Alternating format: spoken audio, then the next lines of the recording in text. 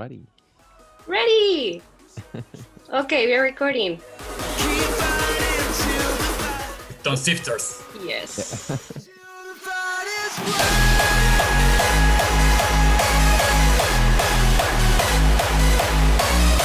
We were really excited to talk to you. How are you feeling?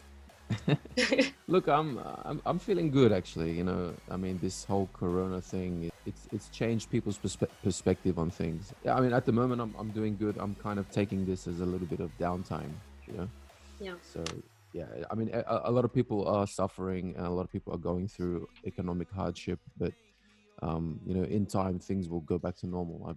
I really believe that. Last week we had the well, it's not a surprising news, but we will not have a festival season this 2020. Yeah. And well, for you as an artist, how does it feel? Yeah, look, it's a little bit strange because, you know, during the festival season, you're so used to going to all these festivals. You know, it's almost a couple of weekend or whatever, and then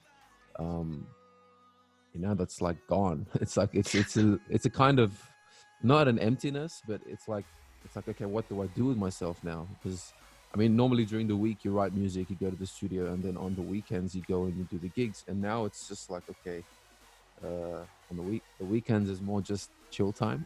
Yeah. You know, and I mean, I'm still working on music. I'm still going to the studio. I'm still doing that stuff. So it is a little bit strange, to be honest. It's nice to be able to do those I AM HARDSTYLE live podcast things that we know we've all been doing, and we're gonna do more of that because it just gives that vibe again that you know we can. Yeah, it's the only way. The doing a streaming is like the only way to show your music and be exactly with people and the crowd. Yeah, basically. I'm sure in time it's gonna go back to normal. So yeah, and this is for the best. So yeah. we will see. Yeah. It will be great. Oh, we'll see where it goes. Yeah, and well, we normally like to show like a personal part of the artist. A lot of people think that artists like they are like not human. They don't have like a personal life. That they're just stay in the studio working 24/7 and they don't have nothing more about it. But we like to show, you know, this kind of personal life, the past of the artist, just that the people know. Who are you? Guillermo, you have the power. You have the power. Yeah. I really like this picture. This is my good buddy LJ. This is back when we were a duo. We are very curious about the hardstyle scene in other countries because we know that in Netherlands, in Italy, there is a strong hardstyle scene. But for example, in Australia, it is it's too far away from Europe. Yeah, look, we have a pretty strong hardstyle scene in Australia. I wouldn't say it's anything like the Dutch scene. I mean, in Holland, it's crazy. There's festivals every weekend normally in the festival season. But in Australia, you know, we have a handful of festivals a year, but we still have quite a strong scene. And I think a lot of artists always go to Australia. I mean, our scene there started, I think, maybe in 2007. With the whole hardstyle thing, and then Q Dance came to Australia, and they established a home base there. And yeah, ever since then the scene slowly grew, and then when me and OJ were together, and then Corey and Sam also with Bioweapon were together, and we were the first two Aussie guys in the hardstyle scene to actually break through, and I mean, it's a really good synergy in a scene when you have like an event company like Q Dance, and then you have local artists that you can help promote and push to grow the scene. And it's like it's like two sides of a medallion, and it's pushing and promoting and growing something that wasn't there before. How is the crowd in Australia? The crowd is really crazy. Actually, they're really up to party, and they're not really picky when it comes to the music. You know, I know a lot of people are very opinionated with their hardstyle. You know, it needs to be raw style, or Yeah. it needs to be forex hardstyle, or it needs to be one particular artist or not. But in Australia, they really love everything. You know, you could play raw style, happy hardcore, Frenchcore, hardstyle. They love it all. So there's no real Wow. preference. Yeah. Oh, that's perfect. Like, I'm really curious about this DEFCON 1 Australia 2011. Do you have some memories or something? I mean, it was almost 9 years ago now. Yeah. But it was an amazing experience for us to play at DEFCON. Was you know, at the time it was the highlight of our career. You know, Yeah. it was like, wow, we did the anthem for DEFCON, and then we did a really cool set, and it was just a crazy experience. You know, I still remember playing, and then when you go up on the main stage, and then you look out and you just see the sea of people. You know, it's an amazing feeling, and then you're representing this whole scene that year with your anthem and everything. So it's a really crazy feeling, you know, and I really I love that, and I miss that. Yeah. We are going to put the next picture. Okay. Let's do it. Do you know when this picture was taken? 2013.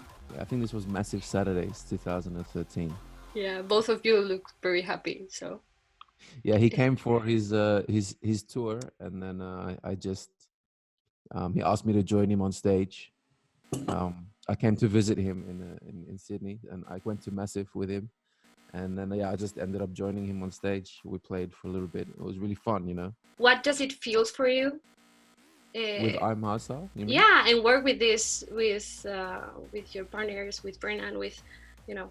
I love it. To be honest, we've been working together for years now. We've been working together since 2012, and you know, it started with We Are Hardstyle. Yeah.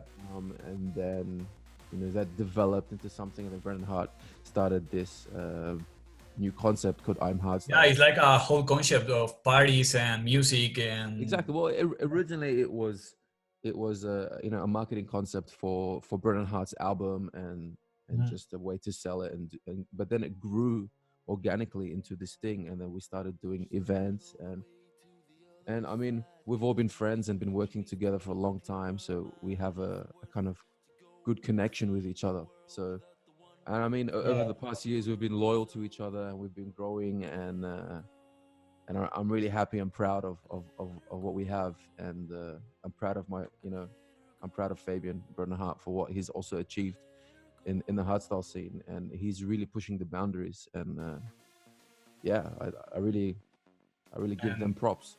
And you bring the I AM HARDSTYLE experience to Spain last year to Dreambeach. Yeah, to Dreambeach. Actually, it was really amazing. It was a long drive from the hotel. I remember that. But then when we got to the event, it was really strange because I've never done a sunrise set before.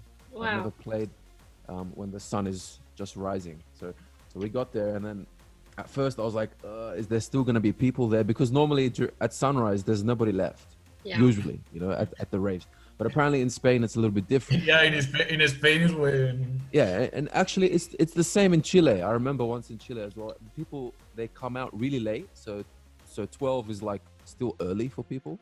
Yeah. And then they stay there till the end, you know, it's really crazy. Yeah, and here in Spain, people have, you know, the party finish around, I don't know, 7 or something in the morning. Yeah, and then you go sometimes to another party until 12. And it's like, what? Yeah, it's a lot. Yeah. It's a cool experience as well. We had slept the night before, and we woke up at around 3 in the morning, and then because we had a long drive. Yeah. So that was, we were really like feeling refreshed when we got there. It was a nice experience. I can't explain it. You really had to be there to experience it. I had a great time. It was awesome. TAC Team. Really like it. So this was basically our first TAC Team set, which was this was in Germany. In Germany, I AM HARDSTYLE Mannheim, no? Yes. In January. This year, yeah, in January. Yeah. We were supposed to this year do our full launch of the whole TAC Team thing, and Germany was supposed to be our first gig. And we did it, and it was really fun, you know. I mean, I love these two guys. You have a lot of music to release. We have so much, man, so much. but we really believe it doesn't make sense right now because, you know, normally with a new project, you want to release the music and then do the gigs to build the momentum as an artist. But now it's impossible to do this, you know. And of course, as TONESHIFTERZ or Co-Black Atmospheres, it's important to keep releasing music. But for a brand new act, I think we need to wait for the right time. So. But you first did a back-to-back in Poland, no? Yes. How do you came out with this concept? We always wanted to do something together. You know, we always work with each other. And we've been friends for such a long time that we just decided to. It just happened organically, you know. And we were thinking, like, what could we call the act? Like, maybe we wanted to stay away from like the whole military concept because everybody always does that in hardstyle, and we wanted to do something a little bit different. And then we thought, what if we combine our names like TAC, and then it's like TONESHIFTERZ, Atmospheres, Co-Black, and then that could be like it sounds good. The TAC Team, you know. We're just bringing what we do together and we make it into a project in an act. And I mean, we've been working on the act for at least a year now, you know, without telling anybody. And now it's finally come together, and then we tried to launch it, and then and then we couldn't continue with the launch. But music. Yeah, exactly. But yeah, there is lots of music ready, so we're just waiting for the opportune moment. We'll get there. The last section of this I Hard coffee time, we call it fast questions. Are we gonna keep building this up, or are we gonna drop it right now? Let's go. Your favorite festival? EDC. Which EDC? Because there is a lot in Las Vegas. EDC Las Vegas. Yeah. Okay. Good. It's really an amazing experience. They really think of everything, you know, and you have to experience it once at least. You have made a lot of collabs with such amazing artists. Yeah. Which is your favorite collab? Oh, that's a hard one. Is my collab with Noise Controllers, JD, and then one with Bernard Hart, Define Yourself, and wow, yeah, this anthem was just great. Yeah, that was a really special one. Yeah, and also the one with Timmy Trumpet and Will Sparks and Co-Black. That was like a really special thing that we wanted to do, like Aussie artists united. You know, that was the concept for that one. I want to know some hobbies, something that you like besides music. I love gaming, actually. I love playing games. I love playing Call of Duty, World of Warcraft, Skyrim. Lots of. I'm a little bit of a nerd, actually. So. Well, I think that all of us in the hairstyle community is such a. True. This is true. We're all. You're playing now Warzone. Yeah, playing Warzone a lot, actually. Yeah. I assume you're playing that as well. How are you? Yeah, I'm okay. I'm good at it. I'm not. I know Tim is really. Atmospheres is actually really good at it. You know.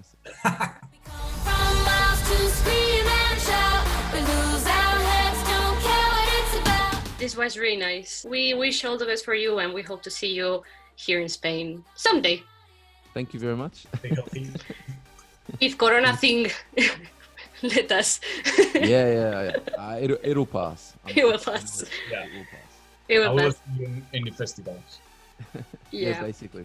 Yeah. Well, but this is it. Thank you so much, and see you. Thank you very much. No worries. Take care. Bye-bye. Bye-bye. Don't give a fuck, we're gonna shout it out.